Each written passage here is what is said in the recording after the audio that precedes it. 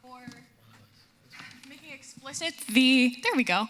For making explicit the issues with protecting our individual, personal, everyday data that kind of can go over our heads, or easily forgotten about sometimes. Finally, our last speaker before our panel is Ravikant Andrahapu. He is an alumni of IIT Madras. He is the co-founder of ZAG Network, which is the first protocol to enable value transfer between both UTXO and account models. And they're also developing a blockchain infrastructure to replace the existing bank interchange transfer process for India's NPCI. And he'll be sharing on zero-knowledge proofs in industry and business. So thanks, Ravi. Good afternoon, everybody. If you're asleep, I can't see. You have heard the importance of privacy in the previous talks. I'm going to talk about one piece of technology that can actually help you, solve that problem. Who here has zero knowledge about zero-knowledge proofs? Okay. A lot of people know about it. That's cool. Okay. And if some of the question seems simple for the people who know zero-knowledge proof, please don't answer it. So I'm going to go through three things fundamentally. One is I'm going to establish the context of privacy technologies, and then I'm going to get you used to zero-knowledge proofs because I cannot make you understand in 15 minutes. I'm only going to get you used to it. And then I'm going to discuss some of the use cases where you can use zero-knowledge proofs. Let's take this case wherein an airline wants a loan from a bank for the airplanes, right? So what the banks want certainty for their return of capital. They want the risk to be low. For that, what they want is they want to have the access to all the maintenance data of the airplane. Just to give you an idea of the kind of maintenance data that comes from the airplane, just the engine itself has about 160 sensors, which are continuously streaming data. And the data is so useful that they can actually predict the failure of any part inside the engine in an approximate of 1 or 2 days. So they can say that, okay, this part is going to fail 1 week from now. So that is the level of access you have into what is happening with the aircraft. Now, banks might be happy with the maintenance data, but airplanes are not, because once the data is out, a lot more things which they don't want to reveal probably will be accessible to the bank. So now usually what happens is one of the parties will be desperate and they'll yield to the other party and then move on. This is usually what happens. So this is a scenario, but I want to first describe the context of this privacy technologies. So one of the most important things of any organized activity, whether you call it a business or a government or an NGO or whatever it is you want certainty to many things. For instance, a freelancer providing a service for money needs certainty that the guy will eventually pay, and the freelancer and the one who is paying wants certainty that the service will be delivered, right? In our situation, data is a crucial piece for assessing certainty and risk. So you cannot do away with data, but you are worried about sharing too much. So right now, one of the problems with data is there is no fungibility to the data you share. What I refer to when I say fungibility is, if I want to show that I am of legal age for drinking, I usually end up showing some document which shows my date of birth. But what I want to show is, what I want to prove is I am legally allowed to drink. I don't want to show how old I am. I don't want to show anything else. But we don't have a way to do that right now. What zero-knowledge proofs let you do is, it lets you control, in a way, the fungibility of data, in the sense that you can share the implications and not the data itself. So that's where this becomes very, very interesting. All the people who don't know about zero-knowledge proof, so you have this picture and you have to find Waldo. Okay, you and I are playing this game wherein you already found Waldo, and I don't know where it is. You want to prove to me that you know where Waldo is, but you don't want to tell me the answer, so that I don't ruin my game.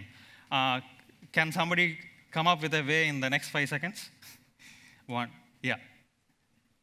You already know? No, you're not allowed. So, well, so a way, the reason why I came up with this example is that I want you to get used to the idea of zero knowledge proof. So the way, I didn't get your name. Richard, oh yeah, sorry. I couldn't see you, man. Richard can prove to me is that he can take a cardboard, cut the hole of the size of Waldo on the picture, and then put it over the picture and show that, see, there's Waldo. You know that I know where Waldo is, but you can't figure out where it is. You have to do your own search, right? This is just a way for you to understand that,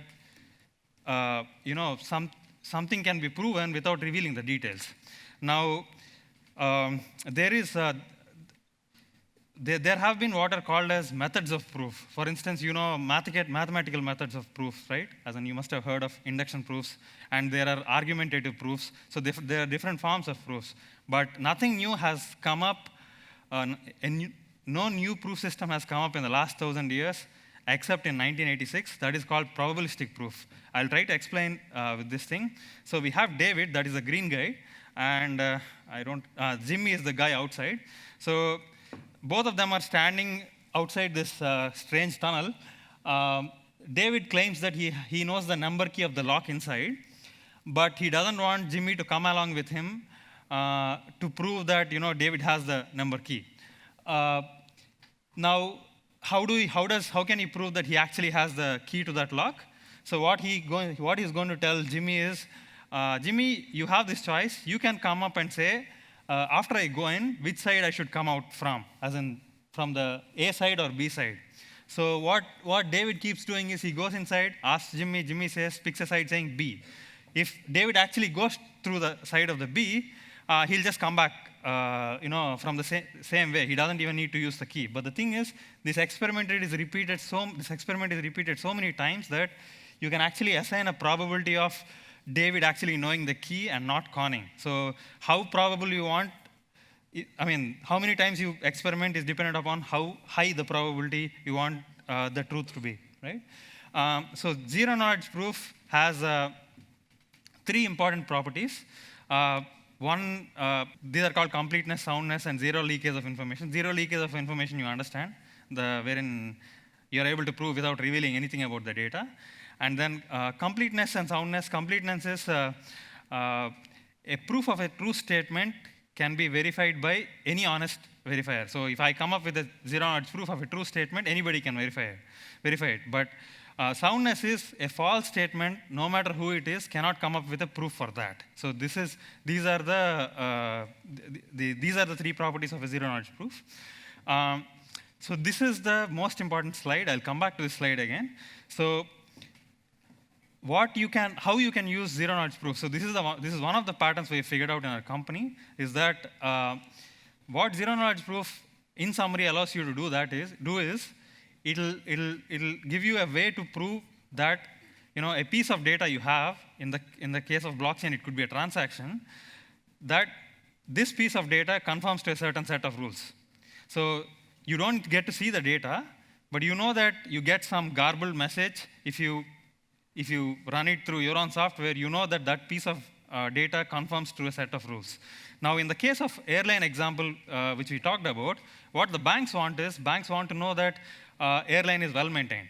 Now, the way the banks would do if they had the access to the data directly is they would run some computations on top of the data and then come up with a final parameter which says, okay, this is running well or this is not running well. That's how they're going to eventually compute. So what the airline can do is create a zero knowledge proof out of the maintenance data, send it to the bank. The bank knows that this is maintained to the parameters which we are comfortable with. Now the thing is, why do you need zero knowledge proof for this? Why can't they just compute and send the final value? The zero knowledge proof helps. One of the important things zero knowledge provides is it also proves that it is computed the way it was promised. Like for instance, if I'm just doing a sum of numbers, zero knowledge proof says that this has been computed through the sum. You can't just send some random number. So that is the need for zero knowledge proof in this case. The second one, for those who are technically minded, what kind of set of rules can I use it with? So the short answer is NP statement. You can look at it. The most important thing is details of the data are never really revealed. So the airline data never goes anywhere. And this has huge impact in the sense that if I give away the airline data, there are a lot of other implications the banks can draw from that, apart from the fact that this is safely maintained. That is what we are concerned. So that is how we are getting our, that is how we are trying to bring fungibility to the information sharing. The person who is receiving this cannot get any more implications out of what is being shared than what I decide. This is extremely important for businesses because they're always worried what the extra information that they're sharing, which can actually harm them in the future. So there are some other use cases. So one is authenticity of goods. Okay, let me separate this right now. Zero-knowledge proofs have nothing to do with blockchain. It's just that blockchain made them popular. They were around for a while. Blockchain just made them popular. Now, you have data coming from this manufacturing industry. If they come up with a zero-knowledge proof for saying that this is being produced organically or eco-friendlily, in an eco-friendly manner, they can publish a set of rules and say that the data from our manufacturing process proves that it is organic, and this is the zero-knowledge proof for that. That's how it can go to. And company audits right now, the entire money is actually, companies need the entire money flow to audit the companies, and audited companies are uncomfortable with it, but they have no choice. That's why they share everything. But again, zero-knowledge proofs solve the same problem.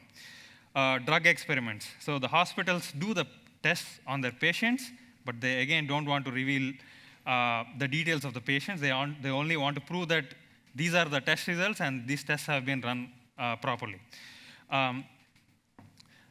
Again, I said I'll get to this slide again. So the only line you need to remember is zero-knowledge proof helps you prove that a piece of data conforms to a set of rules. That's all.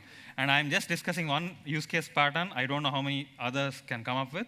Now, the following are the challenges in going about this. So the two challenges are, first thing is, the math part of the zero-knowledge proofs have not been abstracted out, in the sense that whoever is trying to construct this proof needs to know the math behind it right now, because they are not abstracted out in the form of SDKs or APIs so that somebody can construct it. This will get solved over time. Companies like us will just build it out.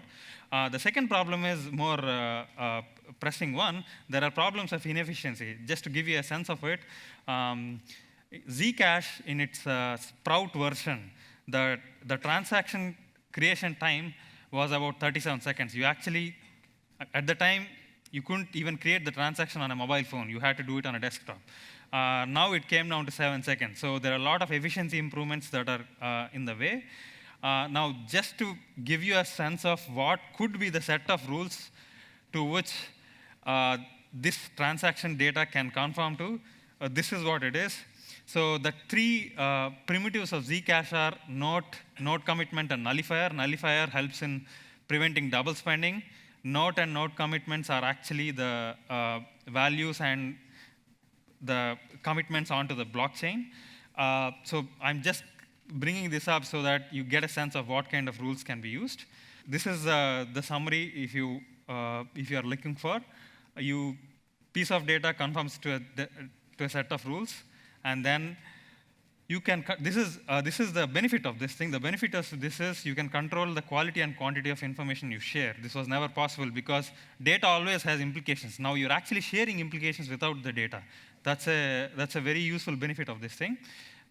We've discussed only one pattern of use case because we don't know of anything else. And then right now the problems are inefficiency and inaccessible. Thank you very much for listening. My name is Ravikant. You can chat with me if you have something in your mind about zero-knowledge proof that you can use in your industry. Okay? Yeah, bye.